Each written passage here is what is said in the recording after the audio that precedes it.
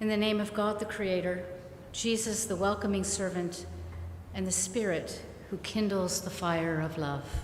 Amen.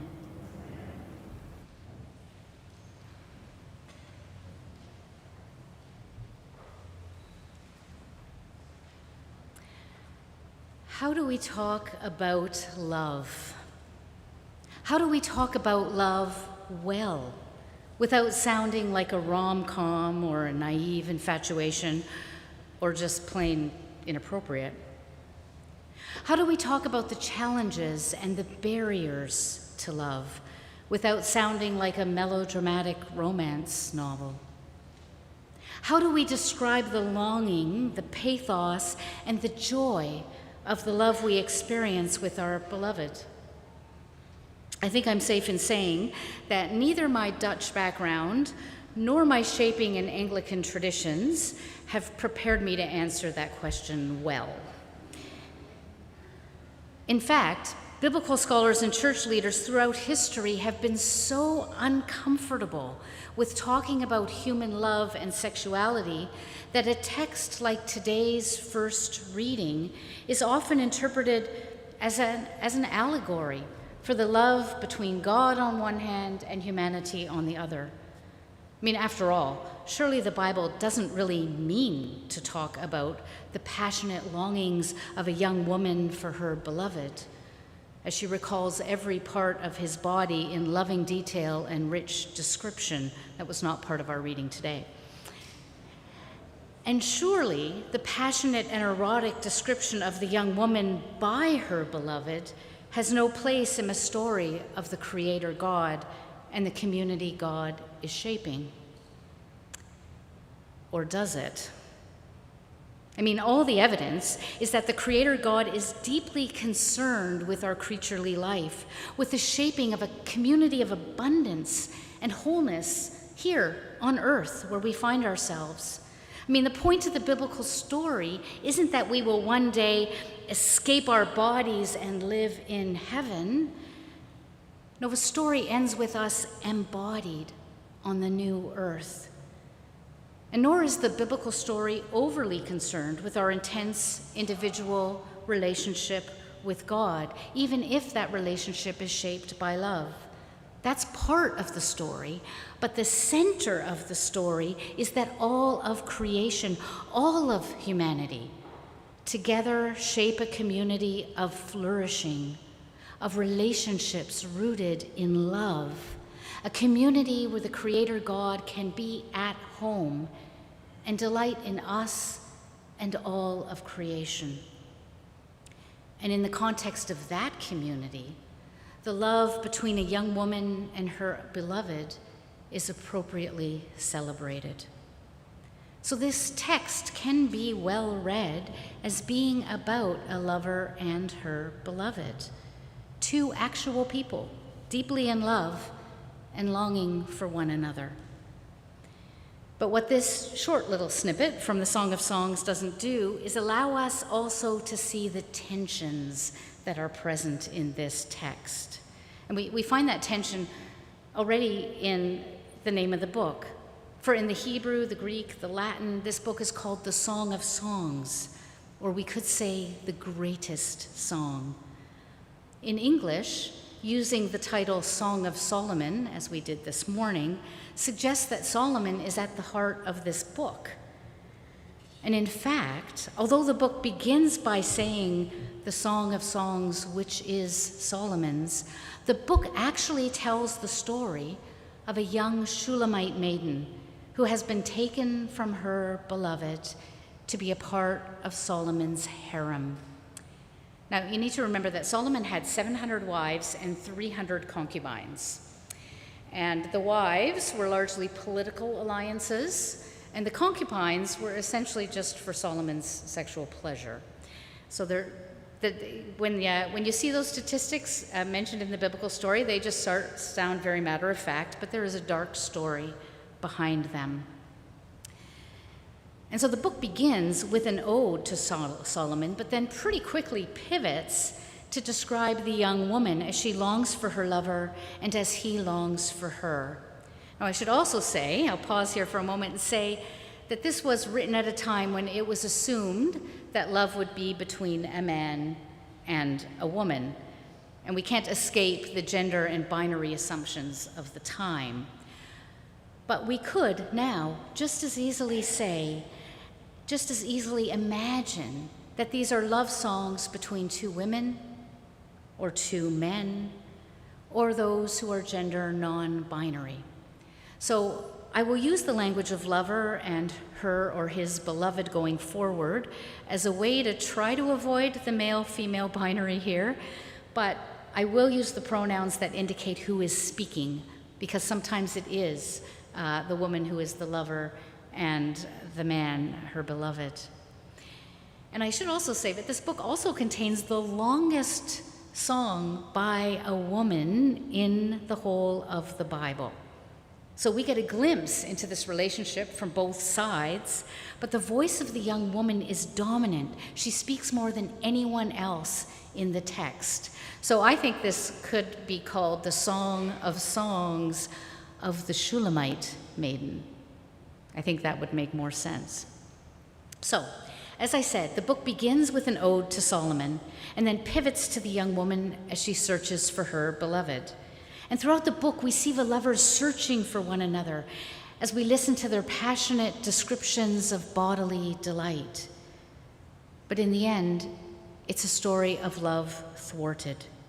For various reasons, they miss each other, or the watchmen find the woman and prevent her from searching for her beloved. But even so, at the end of the book, the lovers proclaim, "Many waters cannot quench love, neither can floods drown it. If one offered for love all the wealth of one's house, it would be utterly scorned." In spite of the challenges they face, love cannot be quenched. But that is much later. In the snippet of the book that we heard today, the beloved has come over the hills looking in the windows for his lover. And the beloved calls to her lover, "Come, arise, and come away." And then follows a lush description of what is happening in the natural world. If you look back in your leaflet at that text, you'll see there's this lush description of the natural world. It is spring. The winter is gone.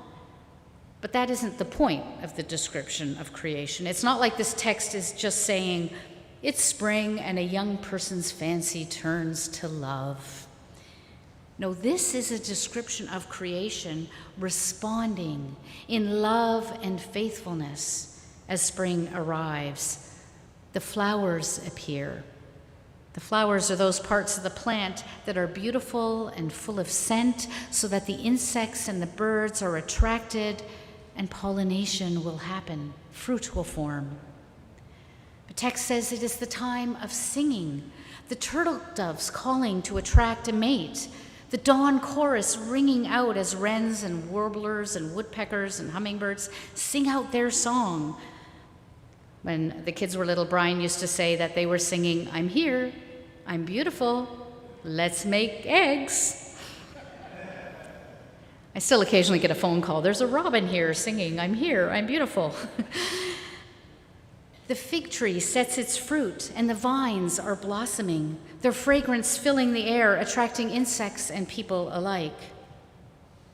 On the one hand, the lovers are paying attention to the wonderful sounds and scents of a fertile creation because they live in a world where such attention could mean the difference between life and death, between having food on the table and starving. Because in an agrarian culture, the length of the days, the birdsong and the flowers, the timing of the vine and the fig blossoms are all indicators of when to plant, when to sow, when to harvest, when to prune, when to seek out the early spring roots for foraging. These lovers are awakening their love in the midst of a stable and a predictable creation. But I think more is going on here. All of these images of fertility, they're the erotic images of the natural world, if you will. Birds preening and singing their own praises, flowers clothed in their most seductive clothing. The vines perfume to attract the creatures that will enable them to procreate. The erotic longing and desire of the human creatures in this text is mirrored in the natural world. If you want to read a contemporary novel that does the same thing, read Barbara Kingsolver's Prodigal Summer. Get exactly that same kind of mirroring happening in that book. And this beloved is even described as a gazelle or a stag bounding over the hills. And the point is, I think, that instead of this longing being something shameful, the whole of creation is participating in this celebration of sensory love and desire. There's no shame in the delight that these lovers take in one another. What is shameful, rather, is the way that King Solomon describes and seeks out the women for his harem. And this book outlines that contrast in a stark way. First, when Solomon praises the young woman, this is in chapter 1, he compares her to a mare among the war horses. In other words, it's not that she's beautiful like a mare, but that she's there to service the fighters. And her cheeks and her neck, he continues, are beautiful because of the ornaments and the jewels that he has given her. I mean, this could be any woman who has been decked out, dolled up, and squeezed into the mold of imperial femininity. He isn't expressing love for the Shulamite woman. He's praising a woman who has conformed to his desires. Later, however, when the beloved describes the young woman, the terms are full of love and longing, although the parallels aren't exactly what we would expect. Your eyes are like doves, your hair like a flock of goats, your teeth like a sheep that has just been sheared. I keep wanting to try this on someone, but haven't quite dared. Your lips are like a crimson thread, your cheeks like halves of pomegranate, your neck like the Tower of David, your breasts like two fawns. You are altogether beautiful. That's chapter 4. I should say that a lot of the imagery of this book is much more erotic than the stuff I'm reading up here, because I did not want to blush while I was preaching a sermon. So you can go read it yourself after church. There's something about the down-to-earth nature of this description that demonstrates a deep connection with both the lover and the world she lives in. In fact, the metaphors used to describe the woman are deeply, deeply rooted in the geography of the land. This is no love rooted in being dressed to the nines, but is rather a love that grounds the lover in the security and comfort of the farming community, the love of the goats that provide milk and the sheep who have just provided wool for warmth and comfort. This is no pie-in-the-sky idealization of the lover, but is deeply grounded in an appreciation of her beauty in the context of the animals and plants that are their home. And the contrast is made later in the book as well. The lover later describes her beloved in detail. He is radiant and ruddy. His locks are black and wavy. His eyes are like doves, his cheeks fragrant, his lips like lilies. I actually think she's a lot better with these comparisons than he is. His arms are rounded gold and his legs alabaster columns. He is altogether desirable. He is her beloved and her friend. But friend is not the language she uses for Solomon. She describes Solomon like a column of smoke coming up from the wilderness. And this is an image used in the biblical story for invading armies. Solomon is carried in a litter, surrounded by 60 strong soldiers, all with swords, experts in war. And instead of describing Solomon himself, she describes the covered litter, you know, those sedan chairs that men carried on their shoulders. She describes that litter that he's in, resting on the shoulders of the strong men. It has posts of silver and backs of gold and a seat of purple. He is a warrior king carried on the shoulders of the strong. No leaping over the hills like a gazelle for Solomon, like a young man eager to find his lover. No, when Solomon is described, he is sedentary, and the daughters of Jerusalem are all ordered to come out and see him. And there's an ominous overtone of sexual violence. He's being paraded through the streets with soldiers, asking the women to come out to him. Is he looking for more women for his royal harem? In contrast to the celebration of love that shapes the songs of the lover and the beloved, the opulent war violence of Solomon is crass and boorish. If there's any shame in this text, it sticks to the king with his ostentatious need for women as adornment and political power. And unlike the lover and the beloved, the king's desire for women is not rooted in the natural rhythms of creation or in the natural longing and desire of a lover and their beloved. For the king, women were for political alliance and demonstrated wealth. And this kind of coercion and ostentatious show of wealth and power have no place in the rhythms of fertility in the natural world. Flowers do not force pollinators into their blossoms.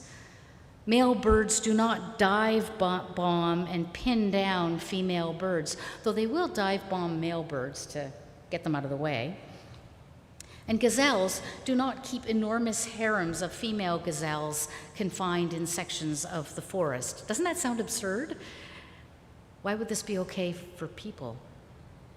Instead, the giving and receiving of love characterizes not only the lover and the beloved in this text, but also the exuberant singing, perfuming, budding of the flowers, vines, birds, and trees that surround them.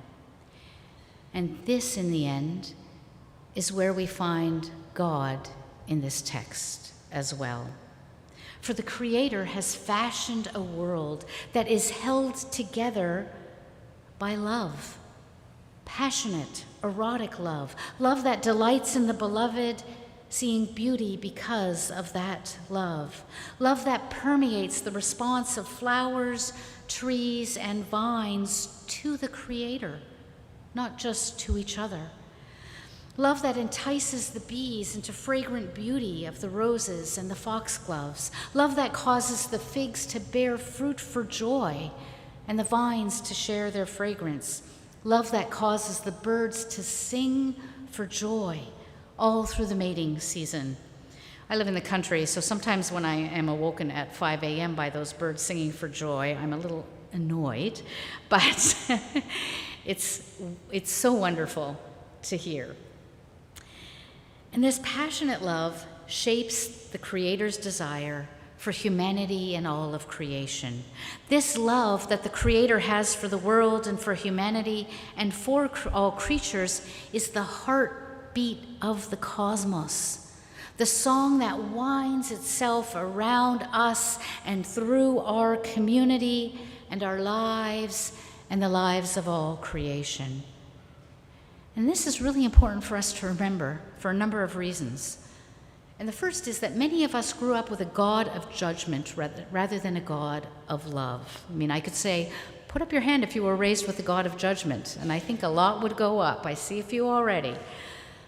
And this misreading of the story that God is a God of judgment ignores the many passages that talk about the world that God created, being created and rooted in God's compassionate and faithful love. If you read the Psalms again and again, God created the world out of compassion and love. But we're quick to talk about God's anger instead. And we ignore the fact that God so loved the world that Jesus came. Or that Paul tells us in Romans 5 that while we were sinners, God loved us.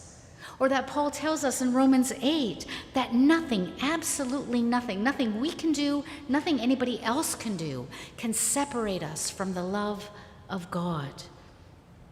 Love is what we find at the heart of the Creator God.